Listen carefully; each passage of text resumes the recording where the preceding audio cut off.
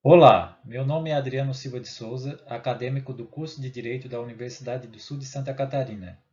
Me orientando Terezinha Damião, na pessoa de quem cumprimento os membros da banca examinadora, professor Cristiano e professor Lester. O tema do meu trabalho é a análise das decisões do Tribunal de Justiça do Estado de Santa Catarina na aplicação dos princípios da função social e da preservação da empresa na recuperação judicial. Como objetivo geral, encontra-se a necessidade de analisar as decisões do Tribunal de Justiça de Santa Catarina sobre a aplicação dos princípios da função social e da preservação da empresa e seus fundamentos, na recuperação judicial no período entre junho de 2017 e fevereiro de 2020. Já os objetivos específicos envolvem caracterizar as atividades econômicas e a empresa, discorrer sobre a função social da propriedade, confrontar os princípios constitucionais que norteiam a atividade econômica, demonstrar o caráter econômico-social da empresa, conceituar o princípio da função social da empresa e o princípio da preservação da empresa, identificar os benefícios da empresa para os trabalhadores, para o Estado e para a sociedade enquanto instituição de caráter econômico-social, caracterizar o Instituto da Recuperação Judicial e sua relação com os princípios da função social e da preservação da empresa, e, por último, confrontar as decisões favoráveis e as desfavoráveis do Tribunal de Justiça do Estado de Santa Catarina no período entre junho de 2017 e fevereiro de 2020, acerca da aplicação dos princípios da função social e da preservação da empresa e os fundamentos utilizados. O problema de pesquisa se resume em: qual o posicionamento do Tribunal de Justiça do Estado de Santa Catarina sobre a aplicação dos princípios da função social e da preservação da empresa e seus fundamentos na recuperação judicial? Para atingir a solução desse problema, utilizou-se os seguintes procedimentos metodológicos: tipo de pesquisa quanto ao nível, exploratória; tipo de abordagem, qualitativa; tipo de procedimento utilizado na coleta de dados, bibliográfico e documental. Quanto ao corpus, foram analisados 10 acórdãos entre o período de junho de 2017 a fevereiro de 2020. Em termos de estruturação, a monografia está dividida em 5 capítulos. Capítulo 1, Introdução. Capítulo 2, Aspectos gerais sobre o princípio da função social da empresa. Capítulo 3, o Instituto da Recuperação Judicial. Capítulo 4, Decisões do Tribunal de Justiça do Estado de Santa Catarina sobre a aplicação dos princípios da função social e da preservação da empresa na recuperação judicial, no período entre junho de 2017 a fevereiro de 2020. Capítulo 5, Conclusão, seguida das referências e anexos. O capítulo 2 trata dos aspectos gerais sobre o princípio da função social da empresa. Inicialmente analisou-se o que é atividade econômica. A atividade econômica é aquela que se destina tanto à produção quanto à circulação de bens ou serviços. Também foi tratado acerca da diferença entre as atividades econômicas empresariais e as atividades econômicas não empresariais. As atividades econômicas empresariais são aquelas que possuem o exercício da atividade econômica, garantida por meio de profissionalismo e organização, ou seja, o objetivo é a lucratividade, enquanto as atividades econômicas não empresariais se caracterizam por serem afastadas da organização. São os casos das atividades de natureza artística, literária ou científica. Após essa exposição conceitual, é preciso analisar alguns princípios constitucionais que são aplicáveis à temática. E é preciso mencionar que princípios nada mais são do que mandamentos de otimização. É o que dá valor às normas. O primeiro princípio analisado é o princípio da soberania nacional. Ele diz que o poder é do Estado, portanto não significa dizer que o Estado tem poder absoluto sobre a economia. Mas sim, o Estado dita algumas normas básicas para tentar fazer com que a economia seja de acordo com as diretrizes democráticas existentes. Além disso, há o princípio da propriedade privada, que é aquele onde o Estado deve atuar protegendo a propriedade privada e os meios de produção. Ele não pode se apropriar por meio do confisco ou outro processo semelhante, desde que essa propriedade esteja cumprindo a sua função social. Por sua vez, a função social é o que vai limitar a propriedade privada, ou seja, a empresa tem como instrumento a proteção que é a finalidade de trazer benefícios para a economia e a sociedade como um todo, e não somente para si. Há também o princípio da livre concorrência, que revela que no jogo econômico há necessidade de concorrência justa. Tem como principal finalidade evitar a formação de monopólio ou cartéis que venham a dominar o mercado. A defesa do consumidor preza pela aplicabilidade do Código de Defesa do Consumidor. E também a defesa do meio ambiente, que assegura a todos uma vida digna com condições favoráveis, baseados em ideais de justiça social e também por meio de práticas sustentáveis.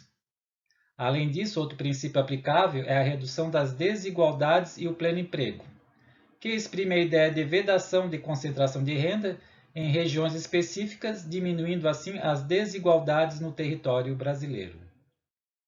E, por fim, o princípio do tratamento favorecido para empresas de pequeno porte.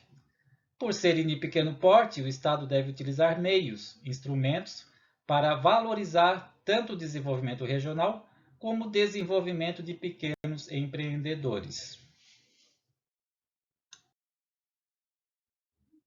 Quando da análise da empresa é entendida como uma atividade econômica organizada, é preciso entender que há 4 perfis que podem ser analisados sobre a ótica da empresa: o perfil subjetivo, o perfil objetivo, o perfil funcional e o perfil hierárquico.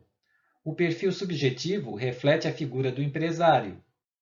O perfil objetivo compreende a empresa como um estabelecimento de produção e circulação de bens e serviços. O perfil funcional caracteriza a empresa pelas atividades que ela exerce. E o perfil hierárquico trata a empresa como uma instituição, uma hierarquia entre empresários e colaboradores. Além disso, tratou-se também no capítulo 2 acerca dos empresários e sociedade empresária. O empresário, conforme o artigo 966 do Código Civil, é aquele que exerce profissionalmente atividade econômica, excluindo-se desse conceito os que exercem profissão intelectual, no caso de científica, literária ou artística. O empresário individual, também conhecido como firma individual, é o empresário que exerce em nome próprio uma atividade empresarial como titular do negócio. Já a sociedade empresária é a junção de diversos empresários, que têm um objetivo em comum, exercer uma atividade econômica, que resulte na produção ou circulação de bens ou serviços, visando um lucro que será compartilhado entre todos. Podemos citar como exemplo de sociedade empresária a sociedade em nome coletivo, a sociedade em comandita simples, a sociedade limitada, a sociedade anônima e a sociedade em comandita por ações. Além disso, tratou-se também sobre a função social das empresas. Toda empresa precisa buscar a função social, ou seja, ter responsabilidade social. Tem que estar vinculado seu exercício à concretização de uma sociedade livre, justa e solidária, como preza a Constituição Federal. Além disso, a função social da empresa traz diversos reflexos para a sociedade como um todo. Para empresa e empresário, o reflexo é a lucratividade. Para a sociedade, a criação de novos postos de trabalho. Para o trabalhador, salário e direitos trabalhistas. E para o Estado, acaba se tornando uma fonte de renda por meio da tributação. Feitas as considerações sobre a empresa no geral, as sociedades empresárias, empresário individual, o capítulo 3º, por sua vez, trouxe e analisou o Instituto da Recuperação Judicial, que é o meio de resolução da situação de crise econômica financeira da empresa devedora. É basicamente uma ação judicial que tem como finalidade resolver essa situação de crise. Nela, o devedor vai pedir um tratamento diferenciado, justificável, com a finalidade de extrair da crise a qual a empresa está padecendo. E a previsão legal da recuperação judicial é a Lei 11.101 do ano de 2005. Os requisitos de aplicabilidade estão lá no artigo 48 dessa mesma lei. A competência para a ação de recuperação judicial é da Justiça Estadual. E ela tem como parâmetros elemento de preservação e manutenção da função social da empresa, ou seja, a ideia é basicamente balizar o ônus da recuperação judicial em relação ao ônus do encerramento da atividade, verificar o que mais vai ser benéfico para a sociedade encerrar as atividades daquela empresa ou de fornecer elementos que ela possa fazer uso nesse período de crise. Tanto o processamento da recuperação judicial como o seu pedido depende de um plano de recuperação. Nesse plano de recuperação vai constar quais as atividades e quais os planejamentos que vão ser realizados para conseguir realizar essa recuperação judicial. Esse plano precisa ser apresentado até 60 dias após a decisão do deferimento e processamento, após o protocolo da petição inicial e a análise do plano sob pena de convolução e falência. O que é convolução e falência? É quando não é admitido a recuperação judicial. A empresa acaba por ter que decretar a sua falência. Essa decretação pode ocorrer por deliberação da Assembleia Geral de Credores, por não apresentação do plano de recuperação pelo devedor, rejeição do plano ou quando a empresa, no âmbito da recuperação judicial, não cumprir as obrigações que lhe foram estabelecidas. Desse modo, partimos para o capítulo 4, onde analisou-se as decisões do Tribunal de Justiça do Estado de Santa Catarina sobre a aplicação dos princípios da função social e da preservação da empresa na recuperação judicial, no período de junho de 2017 a fevereiro de 2020. A coleta de dados foi feita no site do Tribunal de Justiça de Santa Catarina, na aba Jurisprudência, e os parâmetros de busca utilizados são esses que estão destacados aqui no slide. Utilização dos descritores função social, empresa, recuperação judicial e preservação da empresa. Lapso temporal, junho de 2017 a fevereiro de 2020. Inclusão de todos os órgãos julgadores e seleção da opção ementa, bem como a opção direito civil. E, além disso, a amostra final foi composta por 10 decisões do TJ de Santa Catarina, que passa-se a expor.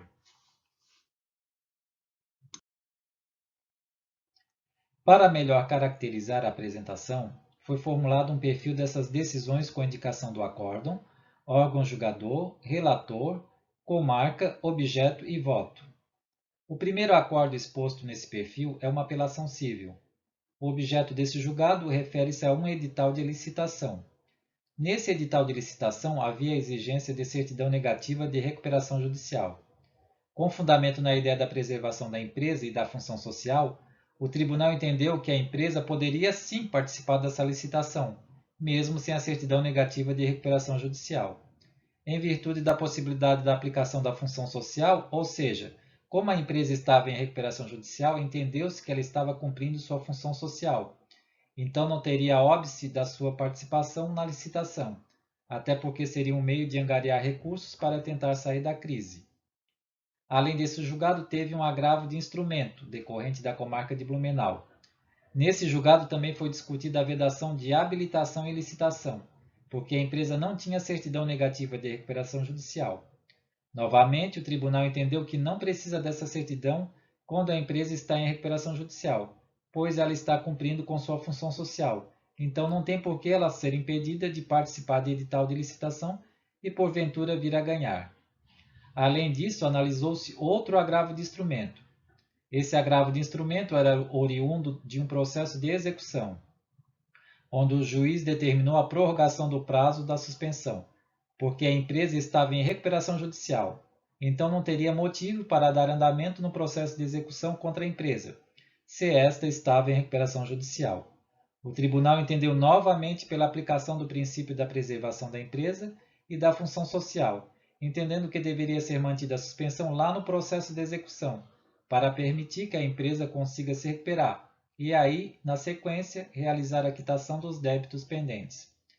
Também teve um reexame necessário em mandado de segurança, de 2018. Tratava-se de certidão negativa de recuperação judicial. A empresa não tinha como apresentar essa certidão, então novamente o tribunal entendeu que essa certidão não deveria ser requisito obrigatório no edital de licitação, porque a empresa estava em recuperação judicial e precisava cumprir a sua função social. Outro julgado trata de um agravo de instrumento, da comarca de Ipumirim.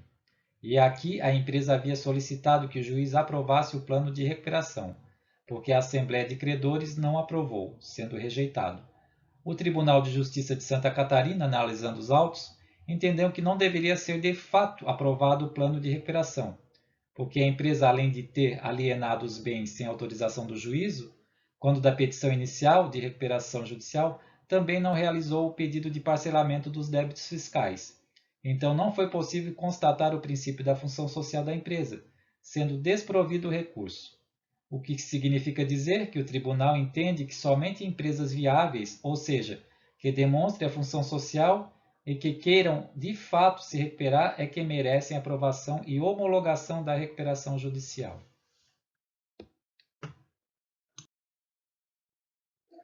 Na sequência, analisou-se mais 2 julgados, um agravo de instrumento e um reexame necessário, todos dois da comarca da capital. Nos 2 casos se discutia a inabilitação das empresas em licitação, porque elas não possuíam certidão negativa de recuperação judicial. O tribunal entendeu que, mesmo sem a certidão, por as empresas já possuírem um plano de recuperação aprovado, isso já demonstrava que elas possuíam uma função social e que deveria ser respeitado o princípio da preservação da empresa. Então, devia ser determinada a habilitação dessas empresas nos respectivos processos editalícios. Analisou-se também um agravo de instrumento da comarca de Fraiburgo, onde havia uma insurgência de credores em ação de execução oriunda de alienação fiduciária, que foi suspensa em virtude da ação de recuperação judicial. No caso, o tribunal entendeu que deveria ser mantida essa suspensão, porque o objeto era a penhora dos bens e esses bens foram considerados essenciais para o andamento das atividades da empresa. Então, a suspensão dessa execução deveria continuar até que o processo de recuperação judicial chegasse ao fim. O outro agravo de instrumento analisado foi da comarca de Criciúma. Aqui houve uma decisão onde o próprio juiz homologou o plano, mesmo sem a concordância da Assembleia. Então, os credores entraram com recurso para que fosse analisado o porquê que o juiz aceitou o plano de recuperação, mesmo sem o aceito dos credores. De fato, a lei permite isso, está no artigo 58 da Lei de Recuperação Judicial. E como foi entendido que o plano cumpria a sua função social, foi mantida a aprovação por parte do magistrado. E por fim também analisou-se um agravo de instrumento da comarca de Tubarão, onde discutia-se os atos executórios relacionados à penhora de imóveis, que servia como sede da empresa em recuperação judicial. Porém, esse imóvel não estava no nome da empresa. Esses bens estavam nos nomes dos sócios, das pessoas físicas, e mesmo assim o juiz declarou impenhorável esses bens, o que fez com que os credores procurassem a via de recurso. O tribunal entendeu que, mesmo o imóvel estando em nome de pessoa física, ele era necessário para a continuidade dos serviços da empresa, sendo declarado impenhorável, com fundamento novamente nos princípios da função social e preservação da empresa. Diante do que foi exposto a respeito da análise desses julgados, entendeu-se que, para a concretização da função social e preservação das empresas, são aplicadas exceções dentro do que estabelece os limites legais, há possibilidade de dispensa de certidão negativa em certames licitatórios e também a suspensão de atos executórios e penhora de bens quando esses forem essenciais para a continuidade da atividade econômica da empresa recuperanda. Ao final, conclui-se que, por as empresas representarem institutos de considerável importância na sociedade, é possível a aplicação do Instituto da Recuperação Judicial, que tem como finalidade a preservação das empresas, desde que elas cumpram o requisito da função social, que nada mais é do que aquele que estabelece a garantia não somente da propriedade em si, mas também dos meios de produção e da segurança jurídica dos agentes econômicos, que devem estar sempre orientados para o bem comum, o bem da coletividade. Pela análise dos julgados do Tribunal de Justiça de Santa Catarina, percebeu-se uma unanimidade na aplicação dos princípios da função social e da preservação da empresa para a resolução de lides relacionados à recuperação judicial. No que tange à limitação de estudo, indica-se a dificuldade em encontrar doutrinas que tratem específico da função social das empresas no âmbito da recuperação judicial. A maior parte das doutrinas tratam da função social das propriedades. E como sugestão para estudos futuros, talvez compreender o entendimento de outros tribunais sobre a temática. Com isso, eu concluo minha apresentação. Agradeço a atenção dos membros da banca examinadora e me coloco à disposição para solucionar eventuais questionamentos por e-mail. Muito obrigado.